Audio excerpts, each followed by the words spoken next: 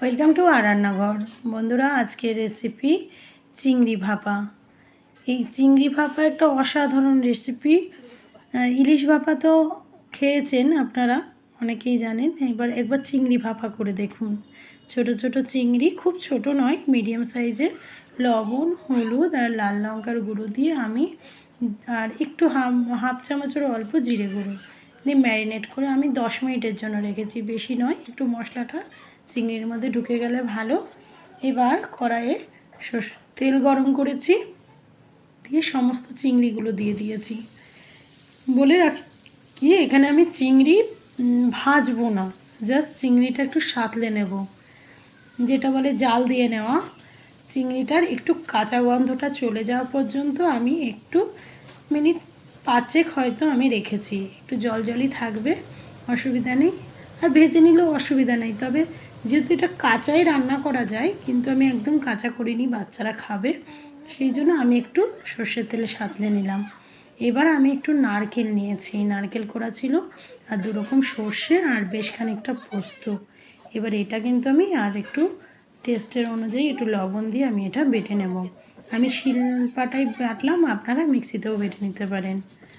Just এটা একটু ভালো করে নরম করে পাতলা করে একটু বেটে নিতে হবে। প্রথমে আমি একটু শুকনো বেটে নিলাম, যেহেতু পোস্ত আছে। তারপরে আমি জল দিয়ে এটা ভালো করে বেটে নেব।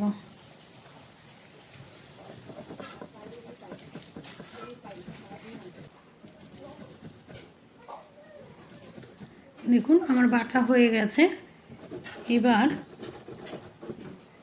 এই মশলাটাই আমি চিংড়িতে দিয়ে দেবো। প্রথমে দেখুন, চিংড়িটা আমার ওই কড়াইয়ে রাখা আছে। আমি প্রথমে নারকেল, পোস্ত, সর্ষে আর লবণ দিয়ে যেটা বেটে রেখেছি সেটা দিলাম, হাত ধোয়া জল দিলাম হলুদ গুঁড়ো, হালকা একটু লাল কাশ্মীরি লঙ্কার গুঁড়ো আর 1 চামচ মতো চিনি, কারণ একটু মিষ্টি মিষ্টি ভালো লাগে এই ভাপা চিংড়ি।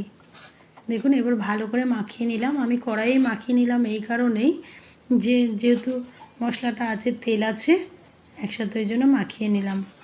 এবার দেখুন আর একটু জল দিলাম। এবার একটা টিফিন কৌটোতে আমি একটু সর্ষের তেল লাগিয়ে নিলাম, আর তার সঙ্গে এই যে মাখানো চিংড়িগুলো দিয়ে দিচ্ছি।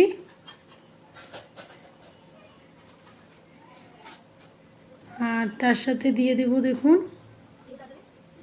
মশলাটাও দিয়ে দিলাম, একটু উপর থেকে সর্ষের তেল, ধনে পাতা কুচি, এটা অপশনাল, যদি না দিতে চান একদম দেবেন না। আর 3-4টে আমি কাঁচা লঙ্কা চিড়ে দিয়ে দিয়েছি। এবার ঢাকা দিয়ে প্রথমে কড়াইয়ে জল দিলাম, জলটা জাস্ট হালকা একটু গরম করে নিয়েছি। এবার দেখুন ঢাকা দিয়ে আমি গরম করে নিচ্ছি, জাস্ট একটু যখন বাষ্পটা বেরিয়ে আসছে তখন আমি টিফিন কৌটোটা বসিয়ে দিলাম। এবার ঢাকা দিয়ে দিলাম মিনিট 15 রাখার পর দেখুন এবার আমি খুলে দেখাচ্ছি। দেখুন রেডি আমার চিংড়ি ভাপা। এইভাবে আপনারা যে কোনো মাছের ভাপা কিন্তু করতে পারেন, বা ডিম দিয়েও করা যায়। আমি ওই রেসিপিগুলোও নিয়ে আসবো খুব শিগগির। তবে এই চিংড়ি ভাপাটা একবার বাড়িতে করে দেখুন। আমি বলছি অন্য কোনো তরকারি লাগবে না, শুধু চিংড়ি ভাপা দিয়েই ভাত খাওয়া যাবে। আর আমার যদি এই রেসিপিগুলো ভালো লাগে, প্লিজ একটু অন্যদের সাথে শেয়ার করুন, সাবস্ক্রাইব করুন, লাইক করুন, কমেন্ট করুন। Thank you.